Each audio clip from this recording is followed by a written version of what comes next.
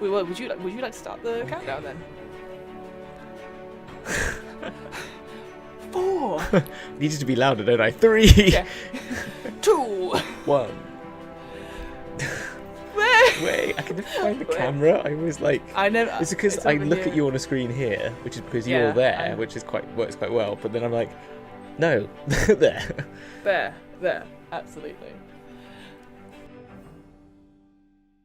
Hello, and welcome to the DM's Book Club, where we talk about some Dungeons and Dragons and how you can put it into your campaigns. With me as seamless. Exactly. Until you said that. With me, with me is as ever, and more than I've ever been on the show, the creator, the lexicon, the epitome that is the leader, our eminent leader of the DM's Book Club, who's now gone. I'm crap alone. Is Fiona. How are you, Fiona? Hello, Hamilton. I'm very well, thank you. Merry Christmas, Happy Holidays. Merry Christmas. Merry Christmas. Oh, we did say we were going to put Christmas stuff on. Too late now. But I have a Christmas jumper. Yeah, it's fine. This is what. And we're looking around for Christmas stuff. It is officially Christmas. I didn't prepare. Yes. I didn't prepare. I was meant to have a Christmas. I don't have a Christmas hat. My Christmas jumper's all the way up there. I can't bother getting up for it, so. No, I have my X-Men t-shirt. Does that count? I love that. I love that. I love that. I love the yellow of that. Shall I just? I'll just wear it like this. Like that. It's Perfect. Christmas. Perfect. It's Xmas. Xmas. So, that's how Xmas. it works. Yeah, fine. That's it. Hamilton, do you have any festive traditions or anything like yes, that? I do. I do. I am such a classic white male. I watch Die Hard every year. Over 25, white man, I watch Die Hard. I'm not saying that that's only for them. I'm just saying that it seems to be a cultural shift for that sort of stereotyping of us. Yeah. No, I do. I get the Christmas tree up as early as possible. I always watch Die Hard once a year. I watch pretty much all the Harry Potters over Christmas. Aww.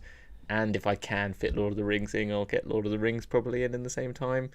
They're my sort of Christmas movies, as well as Home Alone. I just like watching movies. Christmas movies. So good. I love all Christmas movies. So anything that has any. I like Love Actually. I've already watched that once. I'll probably watch it another time. I love. With Love Actually, again, side note, if on the DVD they had like the extra scenes, and I remember, is it Richard Curtis? He goes, there's a scene at the end in the airport, and he goes, we had to use a stunt actor to do some bits of it as he's running through and he's doing flips and stuff. And you watch it, you're like, it's clearly like a child, and then a man doing flips, and then a child, and it's just, obviously we didn't see this on the screen, but I was just like going, this does not. How no one can get away with this. I highly recommend watching outtakes and the extra scenes in Love Actually because they are fantastic. Oh, okay. I'm gonna have to watch that. Okay, I'm gonna do that. So much fun. I think I've got actually no, I have got it on DVD. Yeah, so I will do that. Yeah, I think it's law in every British household to have that on DVD. No, literally. I think I had it twice on DVD when I lived at home. So yeah, it's one of those. It's like the Spice Girls album. Oh yeah, I was gonna say that's at home. Everyone has that at their home. Like I got given it that year that the Spice Girls came out. I think I got it like 3 times for Christmas that year. Really? I think it was like it's so ridiculous. So I had. Right.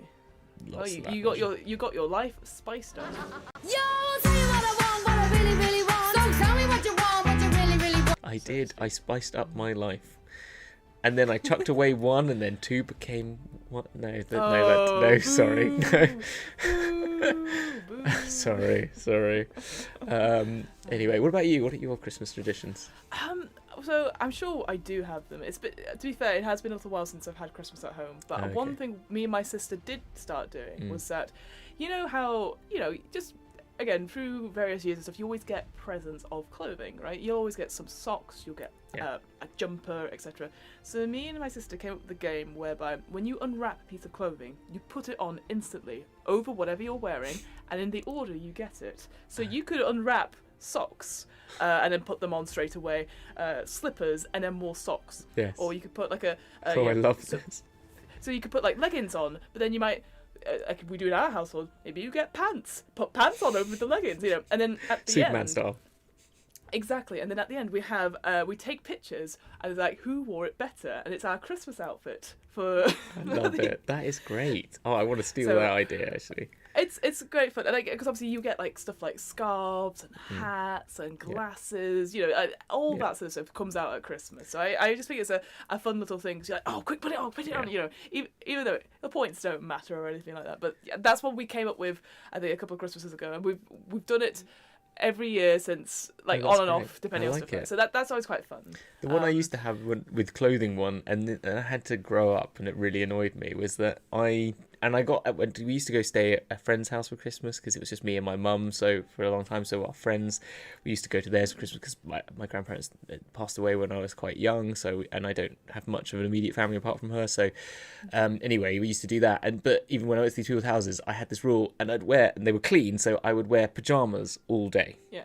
So I'd wake up, I'd have a shower, and put on clean pajamas. So I wouldn't be in the pajamas that I went to bed in, but I would put them on and have a dressing gown, and that would be I'd be like, okay, I am not changing all day. No. Because that's what I did as a kid, and this is the only way I can still feel like a kid on Christmas. So everyone else would be properly dressed, and I would just be there at the dinner table wearing pajamas. And until I was probably about 20...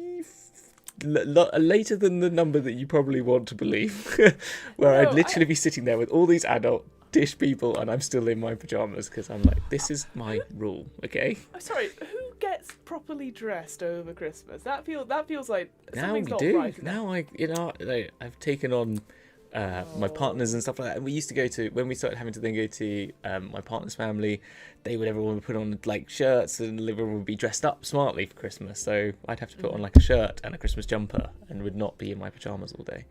So my heart breaks a little bit inside. But I know there is some cultures where on New Year's Eve you do get a new set of pajamas though. Oh, so that's Take so that. like you would get it, because then and you're like, you're ready for Christmas because you've got your new Christmas pajama set.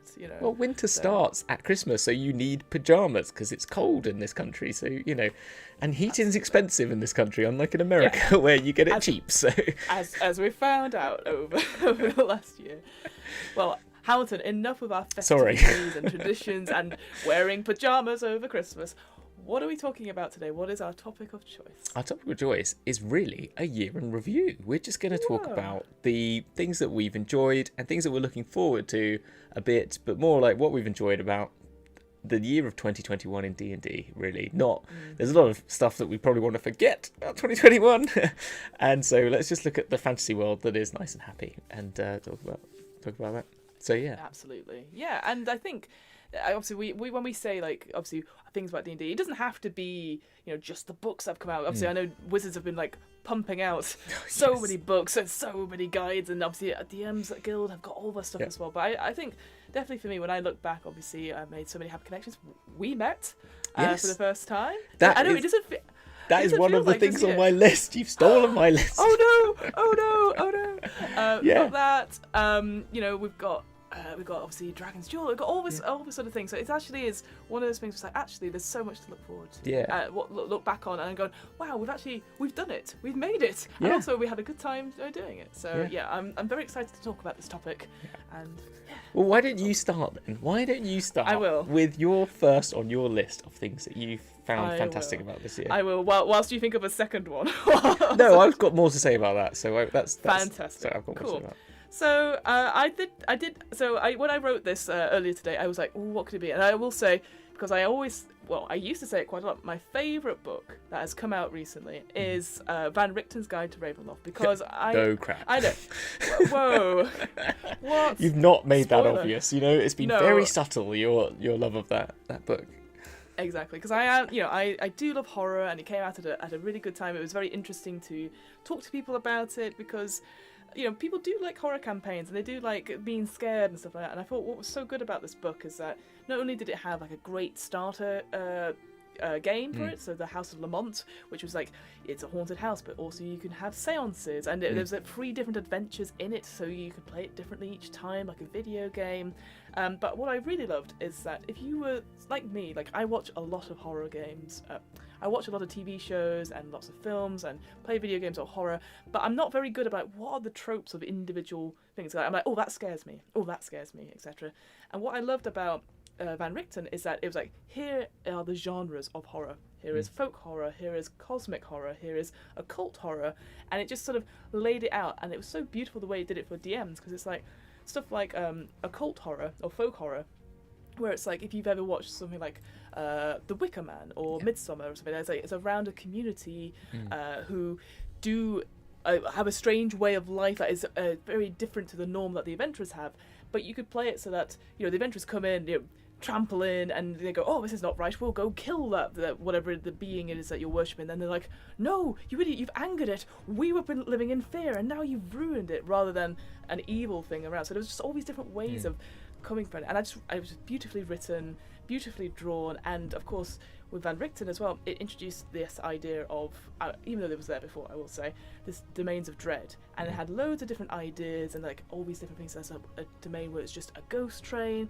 Obviously you've got Barovia, so Curse of Strahd, you've got Wands of Dreams, and all these sort of things. And it just, as a source book, really digs into like what makes horror interesting and why people want to play it. So that's why it's one of my picks. When it came out, I read it cover to cover, and I was like, I'm so excited. I still haven't brought the courage to read it. It's just not, because it's not my kind of thing. But it's not your thing. But I really do want to read it. It's just like I just need to do it probably in the summertime.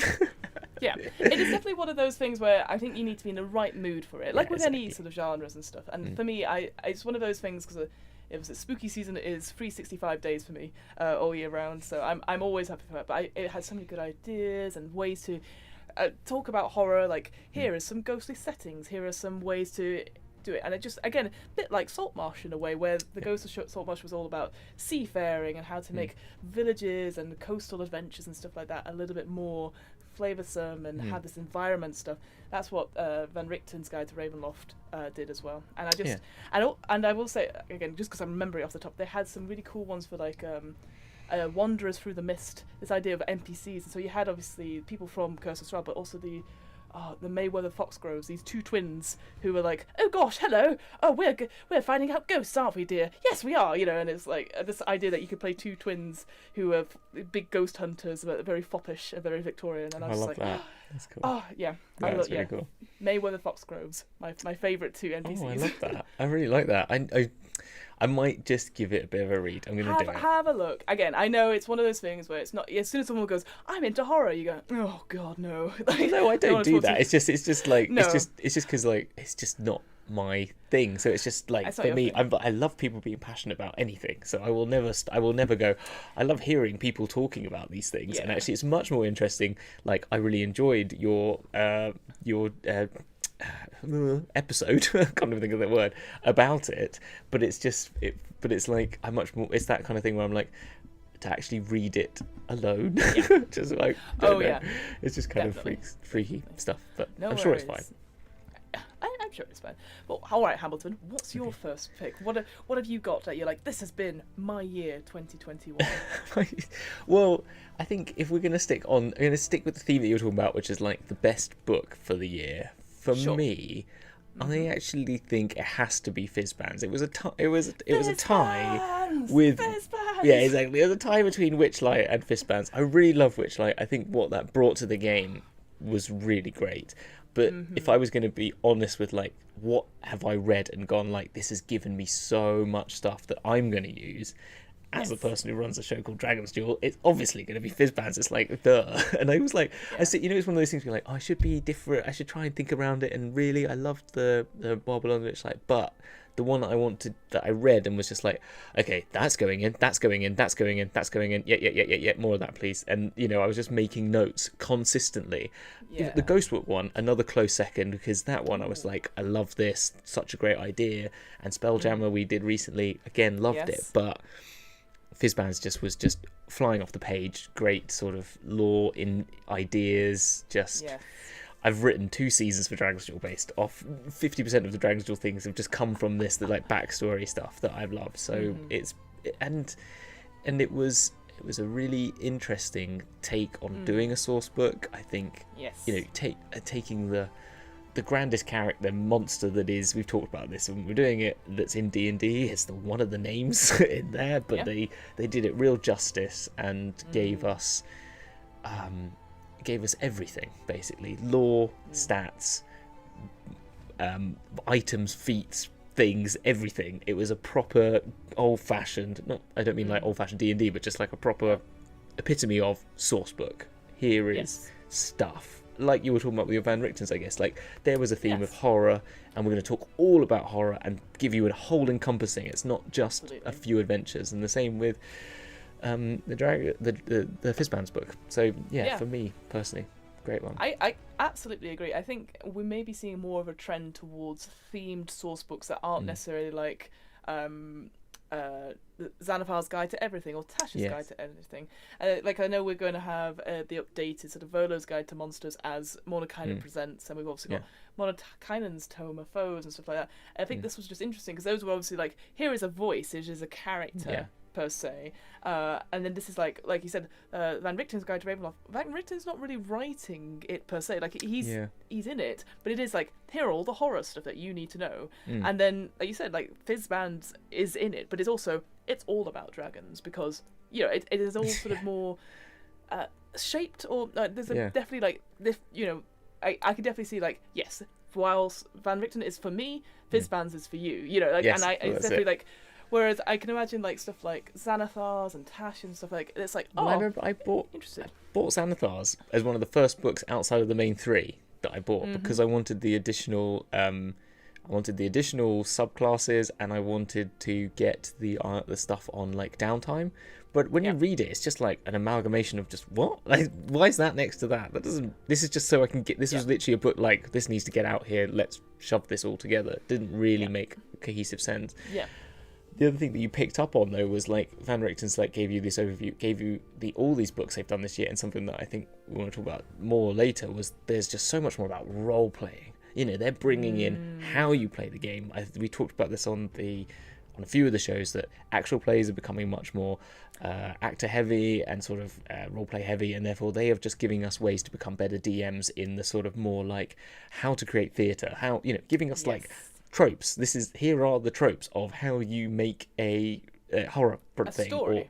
And this is how you can play dragons in multiple ways, not being tropish in the sense of like, here's a stereotype. They just give you archetypes of things that you can work from, but being very open, like in the sense that, like, when they talked about the dragons, they said, a red dragon might, one red dragon might be huge, hulking, bestial sort of creature, when another red dragon could still be ancient, but like a very lithe, fluid, serpentine creature, and how that might, and one could be very primal, and one could be very, well informed, and this sort of like, I don't know, it's very much opening up the game to more creativity, and giving you more of that sort of creative background or something.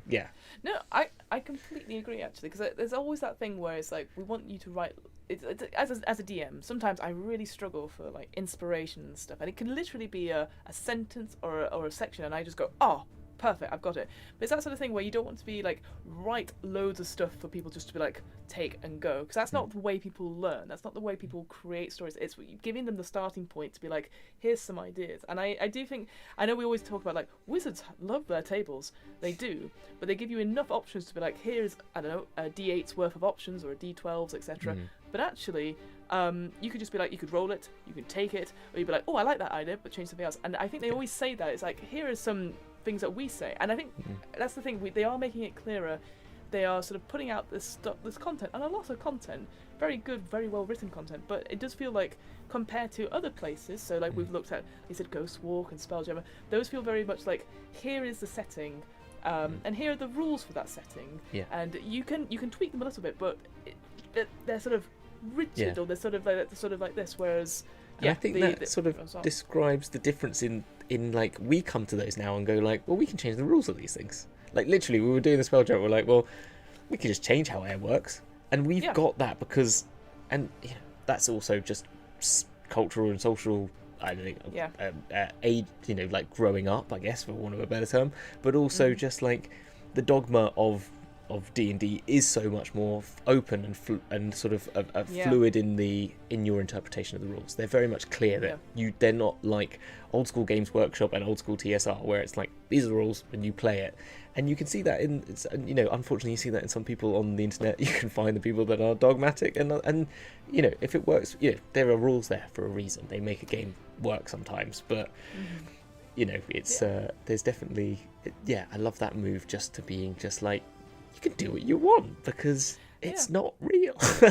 It also feels like, with that, just jumping off that, it becomes less like a board game where the rules are kind of set to let's do a collaborative game where the players can go, I want to use a spell like this, and your DM can have the freedom to go, cool, let's try it, rather than going, I think you'll find in the book it says this. Like, you the DM has the permission to be like, yes and, or no but, or that sort of thing. And I think that's so important for, like you said, the streaming and creating stories which are not just one-sided, but also just having fun at home as well.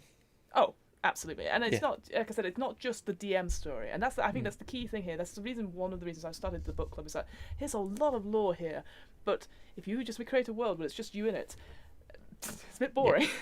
But you've got to be able to have the players that come in and then let them choose what they want and change the world, because that's what makes the really engaging little bits of story and stuff. So good choice, Hamilton. I completely agree. Fizz bands. Fizz bands.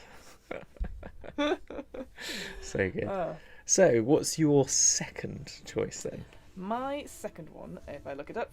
Oh yes. Well, actually, it's very similar to one you sort of mentioned, Wild Beyond the Witchlight. I actually went for the Domains of Delight supplement, the 5e that came out a little bit after Wild Beyond the Witchlight. So again, I know we've said this several times, but Wild Beyond the Witchlight introduces this idea of domains of delight and introduces this domain of Prismere, and this again, it's almost like the sort of the flip side of a domain of dread, and that idea, because there's so many domains of dread, because everyone's like, oh, it's going to be horrible and scary here, and there hadn't been much on the Feywild per se until this point, and now they're like, we can go and create our own domains. And so when we created it ourselves, like, we're like, again, very straightforward, very interesting, and how we came up with what we created, it was actually just like, actually, that sounds like a really fun place to be. And it was just, over an hour, just us working things out, coming up with the archfey that rules over this domain and stuff. And I do predict, well, I hope, in a way, that there'll be a similar source book in maybe a couple of years' time, where it's more Feywild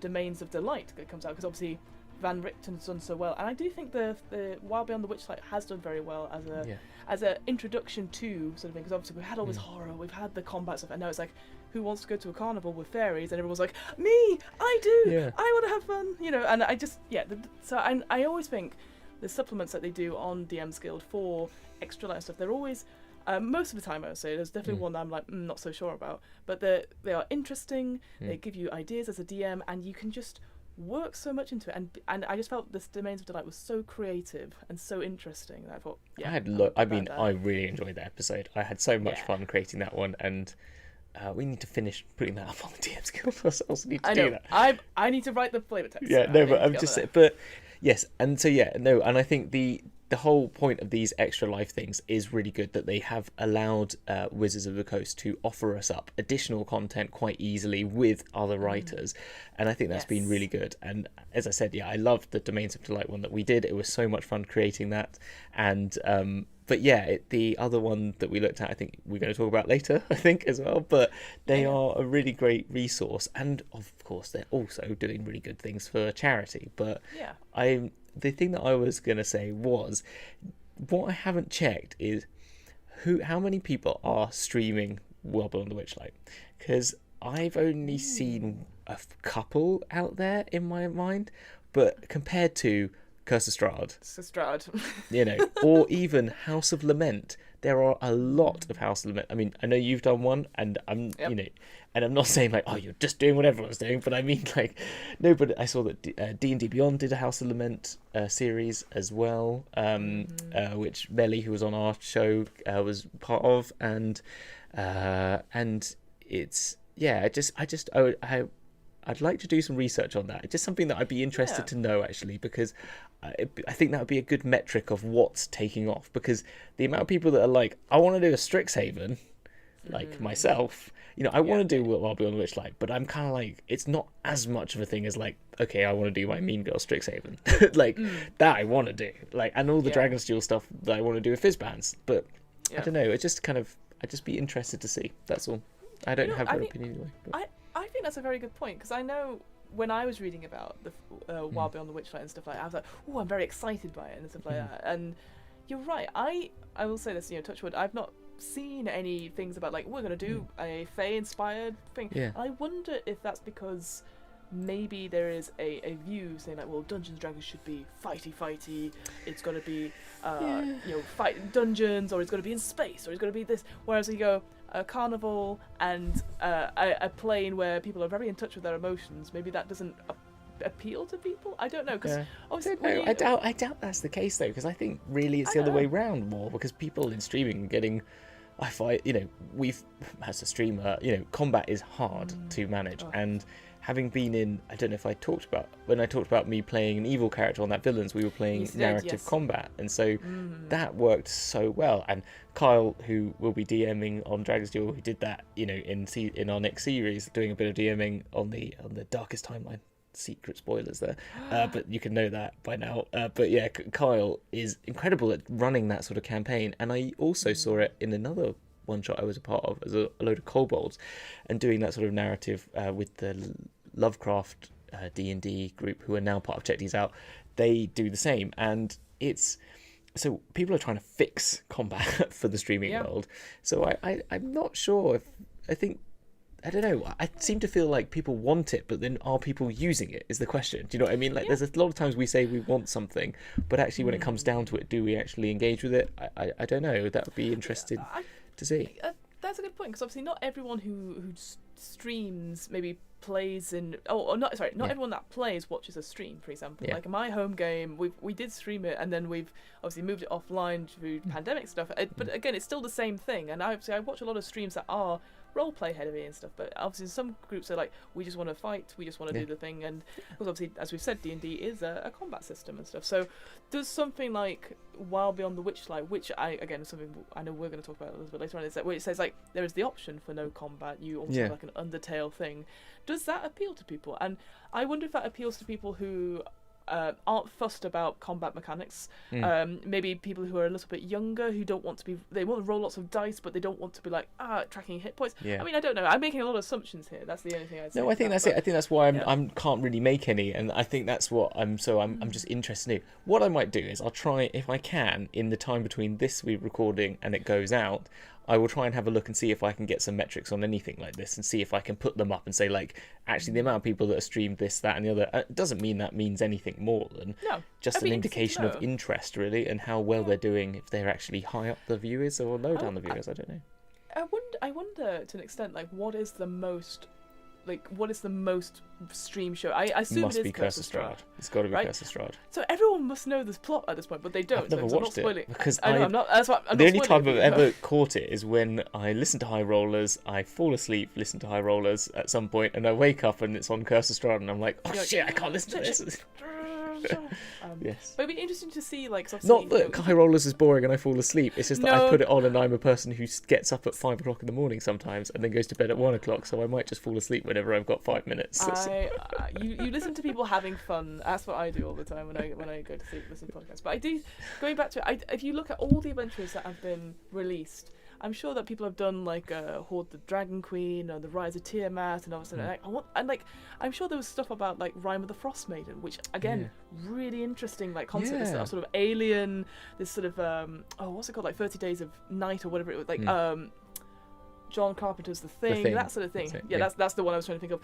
Like that again, horror setting. There was a big. I think actually that felt like there was, when that came out, there was lots of people that were running a Rime of the Frost Maiden game. 100%, I feel like that happened. I think that I just do. I'm sure.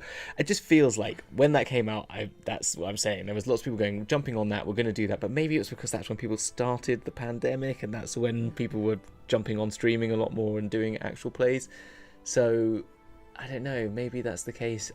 Again, I'm gonna try and do some metrics. Yeah, I think that'd be good. All right, Hamilton, what is your second thing? So my second one, I had a teaser for it, is this show. It's got to be. It's got to be because you came on my show, and in March of this really year. early on. I know it feels like it's been there for ages. This is a while ago. April maybe. It might have been April, but either way. And then you just called back to me like looking for people to guest on the show, and I don't think I might have I definitely had you in my subscribe list because I looked once for a DM's book club, like a book show, but I did it because I was looking for people talking about Forgotten Realms books, not about like as in like the novels. Whoopsie. That's why I kind of. But then I had it there and I kind of listened to one and I did enjoy it, and then you came on the show, and then literally after you came on the show I was like, okay, I better listen to this properly, and then I basically listened to all of them in about the space of I don't know, like 3 days or so, because I had loads. It's all right. No, it's fine. It's because it was literally like one of those times when I had at work, like one of those jobs that I just needed to I was doing just really quite technical detail. I could just be getting on with. I just knew what I was doing. I was just copying and pasting pretty much, but not a bit more complicated than that, let's say. And then I had a really long drive to a couple of places on my own in the car, so I like listened to them then. Like one job interview I went to is in my mind as when I go think of that job interview, it's the one where you're doing your NPC wizard character maker with Ryan, the book.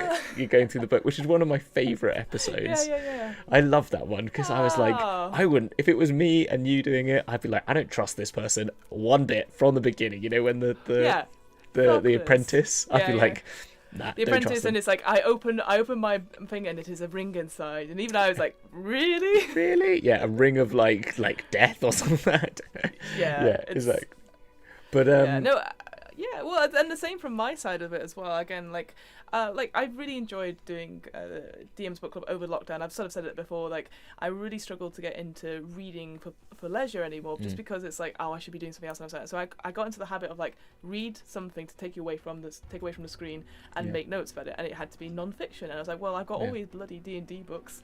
I need to do something. And so starting it up, and then, as you said, like coming on to Dragon's Duel and having so much fun, and then I was like, oh, your D&D stuff, you'll be a great and then it's just sort of born out of just being great creative stuff, and I've talked to other people about this as well, this idea that we're all in the same space, and when it's like, oh, should I start another actual play podcast and all that sort of thing, I think the answer is do it, and then join a Discord or join a forum or something like that, and talk to the other creators, because 100%. everyone's in the same boat. Everyone is going to go, oh, the edit this week was really hard, or I lost half the things, and just having someone to be like, I've got an idea, can I bounce it around? Like, I've really enjoyed our chats, like lunchtime chats where we've just gone, here's all the stuff, what do you think? And I'm like, it's great, what do you think of this? And you're like, it's great. It's just nice to have someone who's excited about it. We've had it for as well when I'm about to run this campaign, I'm going to do this to them, and all you need is that person to go, ooh, and you're like, yes, I've told somebody. Yeah, that's it. Yeah, no, it is so good, and that's the thing. And like, if you want a Discord to join our Discord, and we're happy to talk to you about all these fun things, because that's what we want to talk about.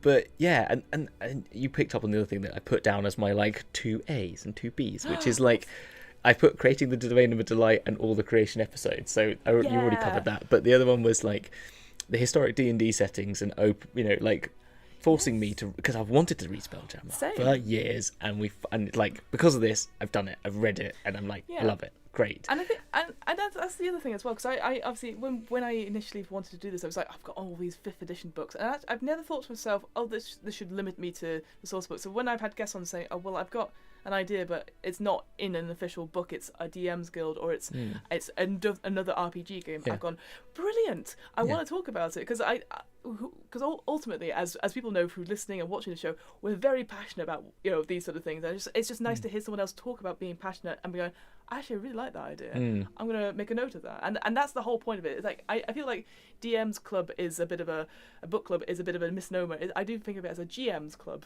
in a sense, and pulling things in. Like, I mean, we've read stuff like the Heroes Feast cookbook. We've read poetry on this. We've done a whole lot of stuff, and I just that's the thing for me is like, whilst it is like maybe 5th edition centric just now, mostly because it's popular and I've got the books, but also like I really enjoyed like Spelljammer. I enjoyed Ghost Walk. Yeah. I can't wait to dive in and do more classic settings and see how it compares, because obviously they're going to be probably re-released and stuff like that, and be like, what's changed? Why is this so? Why was this so popular? And what can we bring in from that? So absolutely all for that. 100%. Yeah, I think that was it. And I think the other one I put was the fact that it's opened up to more of a community of people as well, which is the other part that you talked about as well. So I'm just reading my notes again, but it was that sort of like just the fact that the book club has meant me talking about these things, which has meant I've had engagements with people like Sean K. Reynolds about Ghost Walk, and talking to, as I said, Ed Greenwood about the Spelljammer stuff that they did, but like just those abilities. But that's fine. But really, the more important ones are in the chats, like all the chats that we've had whilst this is going out, and all those people like Derek and I'm gonna Gobbo and Pixie Will, and sorry, what did you say? Will from RDW. Yes. RWD. Will and Chris Borrow Brick Road has been on there. There's going to be people we forget, which is going to be awful. Which I know is why I shouldn't have started by saying. We didn't name drop them, but they know who they are. But they know who they are. It's scary and stuff like I love the fact that we talked about we want to do mini painting at some point. Yes. We've talked about our meal deal lunches in the chat, and that has spilled over. I love that, because that feels like not only is it's our thing, that our little community is like, this is what I got as a meal deal, but like, ooh, judgy. So true. I forgot to post mine today. Actually, I had a really good one. I had a tandoori chicken wrap from my new local, which just does these homemade ones. They're really good. And McCoy's special piri piri chicken chips, crisps. Oh, that's new. I didn't realize. Anyway, that's a different. I'm sure we'll have to do like a D&D mealtime episode at some point. Yeah. But yeah, no, it's just that whole thing about it has been really great, and it's like one of the highlights of just every, like, as I said, we talk about I think that's the thing as well, community of this year, like not just through this, but just like a lot of things that I didn't join Twitter until August 2020 properly. Really? Yeah. Wow. Before then, I'd been on here like once or twice. This was just, Twitter was this thing that I just never I did. I've done Instagram. I used to do a lot of Instagram and was big into like the Warhammer scene on Instagram for a few years, and then like before that it was just Instagram for like art and architecture stuff, and and really into Tumblr for when that was began, when I did like a lot of skateboarding stuff when I was younger and did skateboarding. I know, such a loser, but anyway, I only joined Twitter, and it's only through this like year and a half that I've met all these amazing people that have just been this year. That's just been like, that's been one of the highlights. So I'm counting that as all of one of two. That's number two. That is fair, and I completely agree. I think I've been very lucky in this pandemic. I know not everyone has been, but I've enjoyed being able to still do stuff like this. Record online, do role-playing games online, and I know it's not for everyone, but I've really flourished, and I've realised that I can do actual plays with people from around the world, and we can make it work, and we wouldn't get that normally, and also you can tell people to unmute themselves, you can tell people to stop eating into the mic. No, but I mean, I had a game on Dragon's Duel where I had someone in Singapore, someone in Taiwan, someone in Bristol, like 10 miles away, and someone in London, and then someone in America, like all on the same show. And you're just like, what is this? Like, and I talk to people like in the office and say like, oh yeah, my friend in America, and it's just like, I've now got a friend, and my friend in Singapore, my friend, and I'm like, how is this? This is the world I live in, which is amazing. Like, how great is that? Like, all these worldwide it comes to that point where it's like, oh, my internet friends, and that used to be such a horrible word. Oh, you've got friends on the internet, and actually. So what? Like, I started meeting some of my internet friends that I made in the last year in person, and I'm sure at some point Hamilton will have to meet in person. Yeah, we have to do that at some point. A live DMs book club. We have to do that. Oh, it's gonna happen.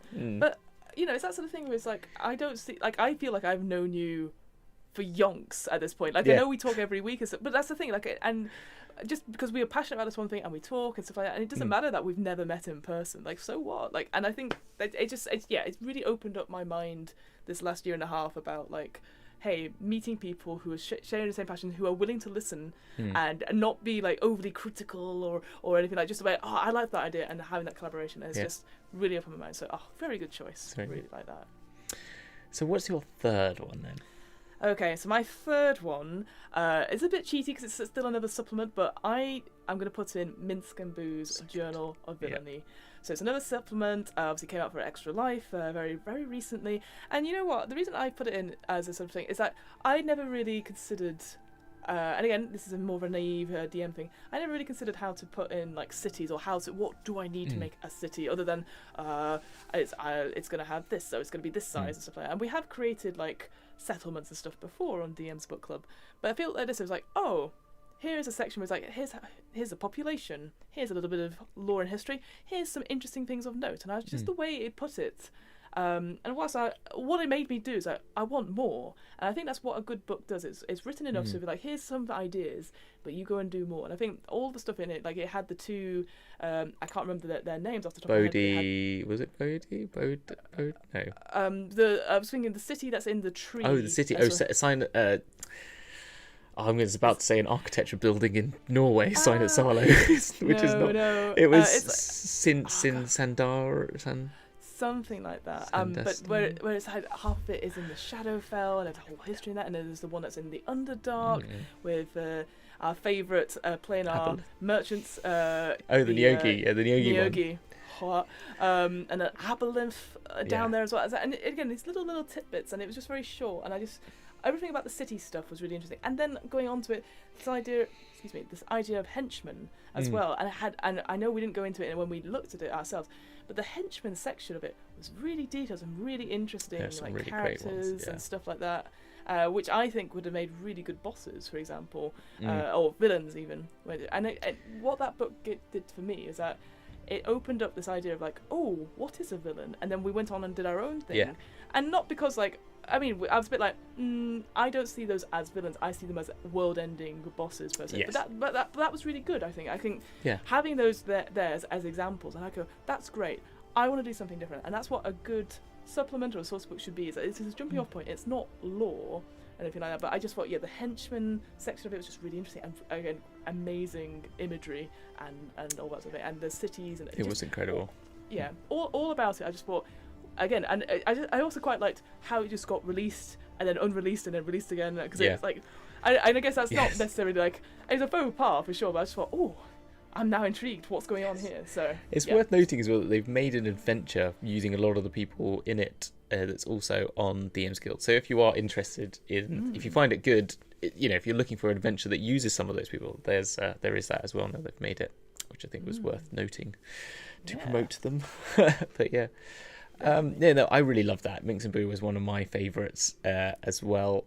As I said, first one like adventure that I DM and I talk about a lot is Dragon Heist. I talk about it loads, and it's obviously Waterdeep, and I used a lot of DM supplements when I was making that to find DM's Guild supplements. That is to find ways to like build up those adventures, and I came up with a few myself that came off that. But it was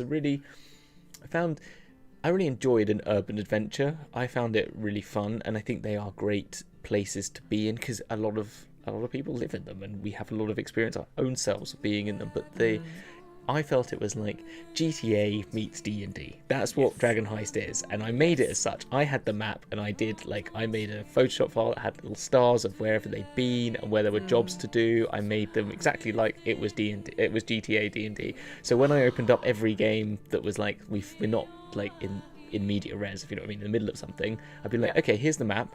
So you've got to go and see Raynar Neverember here, which was like an NV, and you've got like, which is at his like club, and then you've also got the Bregan Darth quest to do. You've also got your Zentarum quest to do. You've also got these, and had all and there's your tavern up here that you own, and it was all little things like that, and it was just like so cool. It was so much fun, and I think city urban adventures are good fun, and I think more ability to have more different urban settings rather than the classics that we all know is great.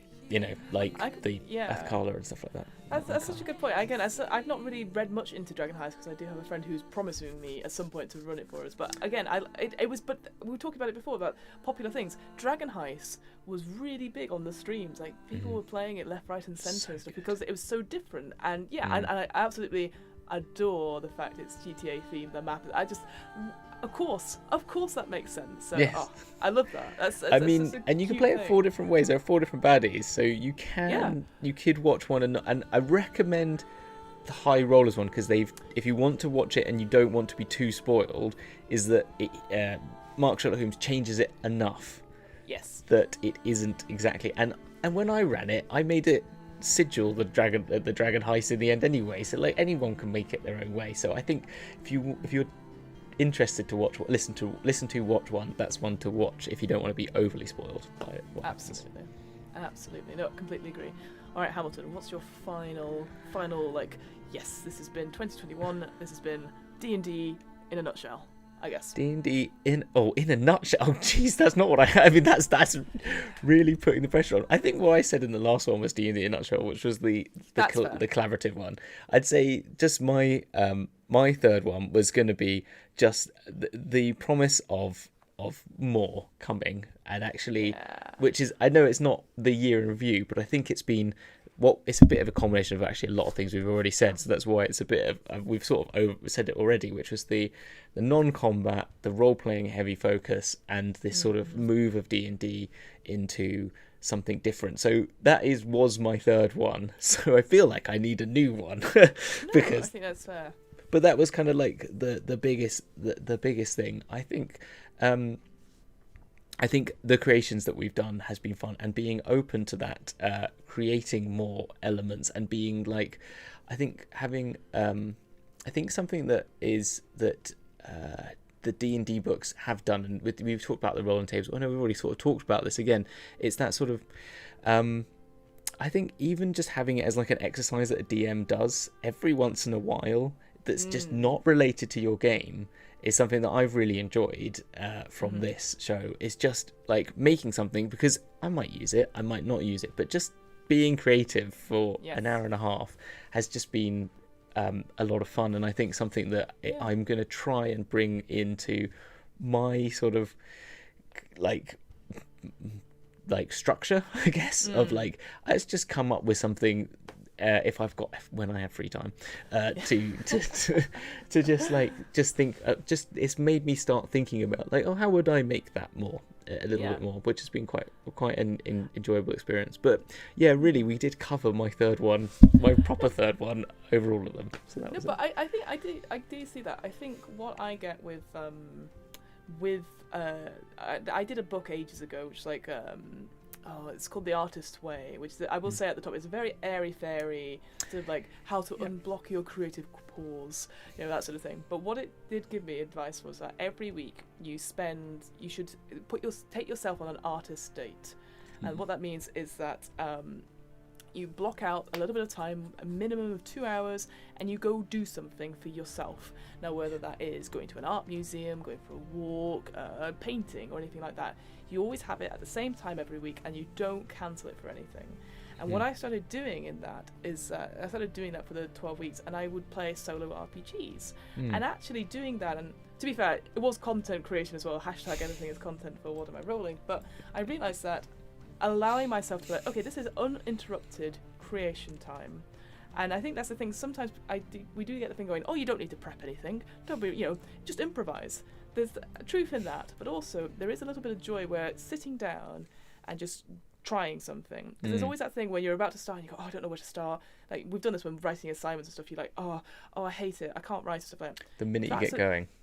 Yeah, the minute you get going and you just go, don't worry about editing, just write, type something down or put it down on paper, and then go back to it after like half an hour or something like that. It makes such a difference, and I definitely have found joy in spending that time just sitting down and doing something for me. And I think that's what we need to do from that sort of like, with all these creation stuff, I think it's a great idea, but like, do it for yourself. Don't do it because I've got a game coming up, I should prep. I think do it for yourself, and then you can be like, like you said, you might never use it, but also you might use some of it, and I think that's the key 100%. Thing. Have you heard of the term pantsing and planning? No, what is that? Okay, it's a writing term. It's a novel writing term. Now, before I got really back into D&D, I did lots of like writing, like creative writing, as a way just to keep. I'm not going to release it. It's just it's there. No. But it was just like that was my like outlet, just to like have a creative outlet that was just for myself, and I do miss it. But that's D&D sort of took over and made. I was like, actually, this is something I could be doing with all this stuff I'm doing, and I use a lot of the stuff I've made in there as part of like here's ideas that I've got in the background if I need some sort of character or something like that. But yeah, I think, but the pantsing is by the seat of your pants. That's what it means. Right. So planners are people that like, okay, I'm going to make my story. I'm going to create the novel like chapters. I'm going to make the story beats, and I'm going to figure this out. And I tried writing that way, and it's just not me, right? Because I'd spend hours and days and months planning, and then I'll get bored. Yeah. The only time I ever got beyond 20,000 words of a novel was pantsing. And that was because, which is the term, okay? It's called you can Google it. It's not. I'm not just making this up. It's an actual term.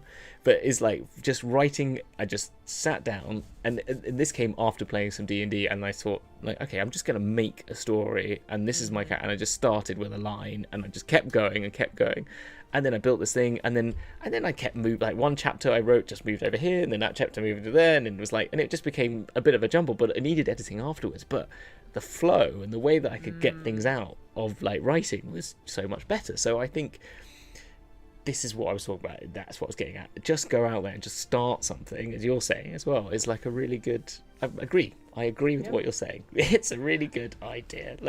We're both agreeing. We're both passionate about the same things. Yes.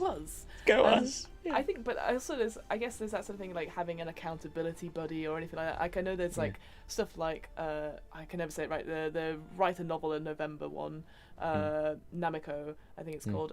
There's one that's called 28 Plays Later in February. We write a play every day. They're short 10-minute plays. They're not like, but they're also like topics and themes. So someone was telling me about them. That one of the ones that you only had a vocab of 100 words. I love those. There's a really term for those things. But when it's like overly, because like in architecture, it's something we always get told. Like constraints are the most important thing to creative endeavors. Like, so there's an architecture thing. Is like you've got to focus on what your constraints and opportunities are, and then you get your conceptual basis for what your thing is going to be, and then you create it. And then if you have a good set of understanding of your constraints and opportunities and a good understanding of what your conceptual basis is, then you just layer on top of that. Then you can just figure out how the functionality works easily, because you know where things are going to go, because you know, like the light comes in from the south, you know that the view's going to be out that way, and you know that you want the concept of it to be this it's about layers of transparency or something like that. So it becomes very easy for you to then just make a building. Like that's the thing. And it's the same with anything, like you're just saying. Yeah, exactly. If you have these constraints, like you can only use 10 words or something like that, and you get much more creative power out of constraining yourself. 100%. I agree with that. Love that. So there you go. Yeah, do it. Bollocks. I love it. No, but it's true. It is very true. Well, so that's sort of our year in review. Okay. I guess just judging on time. Yes. What's the one thing that you're really looking forward to for if you are going to be existing in 2022 and beyond? Yeah. Yes. Yeah. Okay. As Chris Perkins is currently. So. Is currently doing. I am gonna say it's going to be a two-parter then. Go for it. Yeah. I'm looking forward so much to the new settings, the old new settings, and the new old settings, and whatever they mean by new types of gaming, be that minis, VTT, or whatever we think it could be. I'm still holding out for that Spelljammer mini thing. I think I've called it. I think you. Well, as soon as you said it, I was like, of course it's going to be that. How could it not be anything else? Like I know we said it was like a virtual tabletop sort of thing. I'm now like, nah, sod that. It's minis. Hero Forge merge with D&D Beyond, merge with everything. It's done. But that's what I'm really looking forward to. And I am I'm hoping for some more multiverse Spelljammer Planescape stuff just to come back, because it's exciting to me and I really like them. So I'm up for that. And I want the art that they're going to bring more than anything. Actually, Planescape doesn't need new art because Dieter Ridlitzy is amazing. you don't need to redo that. Just copy paste that. But Spelljammer, I'd love to. And again, I love the things, but I just think the modern 3-dimensional era we live in will just up that to another level. That's all. Definitely. What about you? What's your number one? Number one, it's tricky because I know there's going to be another anthology out at some point. Yeah. So because I'm really going into their one-shot stuff, and which I think I'm like, yes, great, and that's going to be more diverse writing and More community content stuff. for you. Loads more content for me. I know Strixhaven has been released today. Yes. So can't wait for that because again, it's just a different kind of adventure. Like it's set in an institution, and we know it's going to have the Harry Potter vibes. We get that, but it's just like something that we always want. I think the one thing I've written down, and maybe it's just me as a player, as well as sort of this idea of like, here's an option for no combat at all. We've had that with Wild Beyond the Witchlight. I think that's a great idea. I'll be interested to see it pans out, and I think the D&D team are very interesting to see how that pans out. If there's going to be more less combat heavy adventures, what are they going to replace it with? Is it going to be more social encounters and rules for social encounters? I would love to see more puzzles and more ways for players to think outside the box. That's not like, oh, I'm not getting my way, get the sword out and stab. Like Tasha's came up with like at least 10 puzzles for you to try, which I have tried, and they are really good, but they are very similar in a sense. It's like, oh, we count into the word for a couple of them. So I'd love to see more examples of riddles and stuff like that. And I say this, I know how hard it is to come up with a riddle. I know how hard it is to come up with a puzzle, but I would love to see more ways, if we're not doing combat, which is the main D&D thing, let's face it, you have to hit and damage and all that sort of thing. What else are we replacing it with? They've already talked about, like, I think you mentioned it before, the spell casting. They're simplifying that, so it's like for DMs, which I think is fantastic. Like we saw that recently with Fizz bands as well. They showed it in there. What other environmental or other ways to... I know what you mean. Like, how are they going to... No, I agree. It's like, how are you going to build a system that deals with not combat? Or are we just going to accept that there is no longer a system and that D&D is not... There is a system for combat, and then there is the fact that this is really just... the question becomes, like, is it D&D anymore if there's no system? But I think the point is that it's a campaign setting, so actually really that's what they are creating. They're more creating like, here are worlds for you to invest time in. There is so much lore, like there is a wealth of lore that we've seen in this year of reviewing things, that maybe that's just what they will accept, and maybe they'll add more. They will give us ways to play, like here's ship combat, maybe they'll give us, maybe they'll even give us a way to deal with narrative combat. Like I could imagine, that would be a really interesting thing. I think it'd be very interesting to do that, because obviously there's some great RPGs out there. Like you said, you talked about the Wheel of Time one. I can think of several ones which are just like token based. I'm going to take this move and give a token and all that sort of thing. City of Mist, we looked into a lot. City of Mist, of course, yeah. And I think very narrative combat style of play, it's just and you think about all the things that get I don't know if it was shared in our Discord, but it was like recently, it was like, here are Thanksgiving themed turkeys as D&D monsters. Yes, we did. We did share them in it. Yeah, exactly. So I would look forward to, like, when we have a D&D monster and it's flipped the other way around, rather than bringing something into D&D, what can we take out of D&D and put it into a different system? Because like you said, all this lore stuff, like the Ghost Walk stuff, easily we can take that out and put it into like the Cypher system, or just a narrative system. And I guess it's tricky because, like, obviously, D&D's built up such a following and stuff, and as soon as you change the system, people are like, I don't know. Well, it's like if you've got rid of natural 20s and natural 1s, it's like, that's fundamental. So like, could you get rid of a D20 from D&D? It feels like you can't. Yeah, I don't know. Like, I'd be interested to try it with, like, I don't know if you've used dice pools before, where it's like you roll a number of dice. So like, if your skill is like, I don't know, +3, so you're like, okay, you get 1 + 3, so 4. Roll that. How many 6s do you get? That's the number of successes. Easily, you could do that. But again, it's that making sure the players are on board and stuff like that. So I will be very interesting. But again, maybe that's the problem with that. Perhaps is that there's so many indie RPGs out there. There's so many systems where you don't want to be suddenly tramping on their toes at all, and I don't think Wizards want that either. So, but yeah, I think there's going to be a big shift in how we see combat in D&D because of the ways it's streamed. I think to a extent that's going to shape quite a lot of it. But also, I think also people at home just getting getting like the slog of like the 4-hour of combat that you're like sometimes it even just it's just like I'm for a night out. Yeah, and maybe it is going to be that it's just going to be a lot less admin on the DM side, and the players still have all their admin perhaps, because you know how boring it can be. Sometimes you're like, I don't know, I forgot this person's turn. I don't know. I mean, maybe they introduced AD&D and D&D. Like I don't know if that's the thing, but it's like here's combat D&D and here is basic D&D. I don't know if that, you know what I mean, like here's rules like D&D and here is advanced Dungeons and Dragons. Like almost having a combative like adventurers league and then a narrative. Which I wouldn't want to call it advanced because that's like one's better than the other, but I mean that's the issue, because some people will be like, oh, you're only going to do narrative basic, but I mean but they could at least say, look, here is rules for, you know, you want to play combat heavy, this is what rules A, and if you want to play narrative combat, here's like I don't know, like when you go into a starting screen, here's like when you. When I play video games now that I'm older and have no time, I just go, let's turn it on to super easy. Just I want to play the story. Do you know what I mean? That. Yeah, you don't want to be like, it's the same thing with GTA as well. It's like I'm sat in traffic. That's that great Dara O'Brien sort of joke going. Yeah.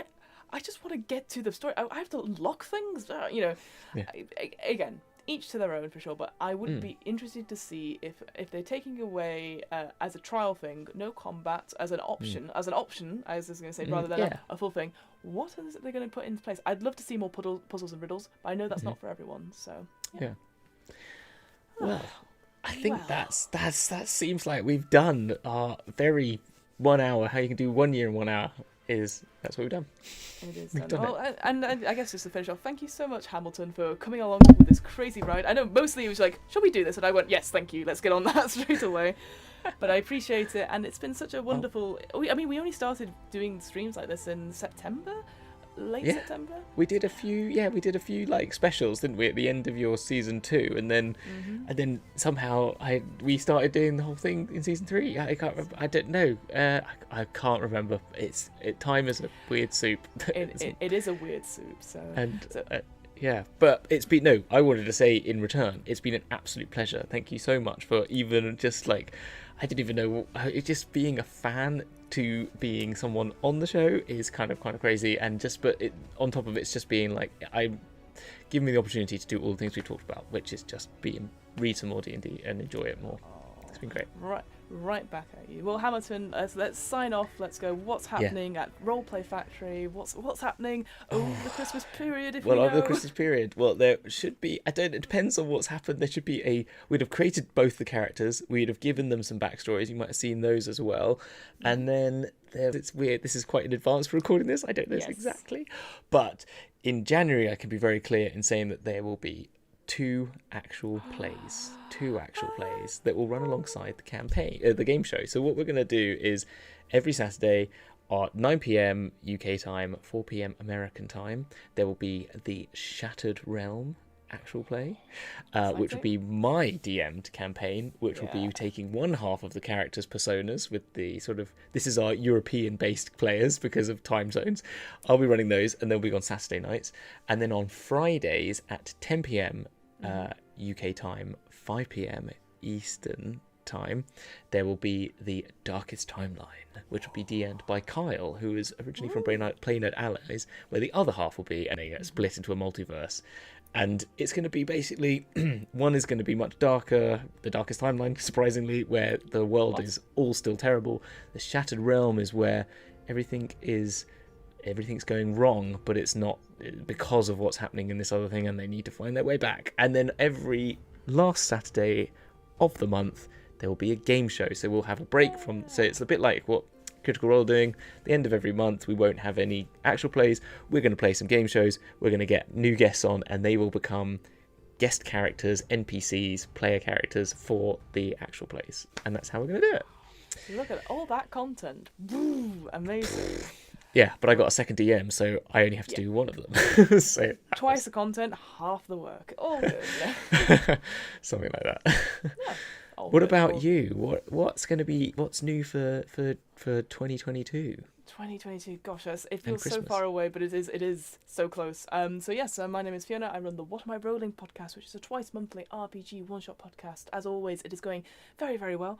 We've got Numenera. God, I can't say that right. Yeah. We've probably got some solo RPGs, and we've got some other bits in the probably Salvage Union's probably going to come out. This idea of basically, if you think like sort of Borderlands / mechs, but without the war game minis, it's all sort of RPG. So that'd be quite fun. Cool. That's just got released on Kickstarter, so that's all very good.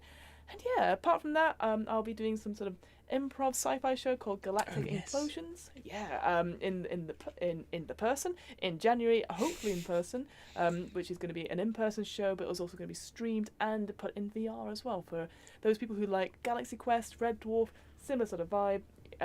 Gotta get your headsets on for that, because that's gonna be really good. And yeah, I'm sure I'll be posting all about that close to the time, but that'll be in January with the States.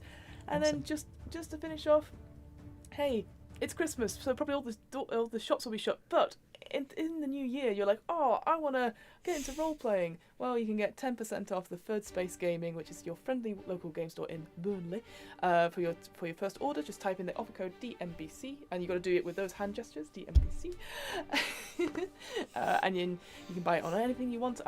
Hey, maybe if you want to wait, and then the Mordekainen presents Monsters of the Multiverse, that hopefully should be out at the end of January, but who knows? Maybe. There'll be alt covers, there'll be the gift set alternate which covers. Is the most beautiful alt cover ever made, by the way, so far. It's so pretty. It's the ones you're going to leave on your coffee table, and people are going to go, what's that? And you go, it's my obsession. My life.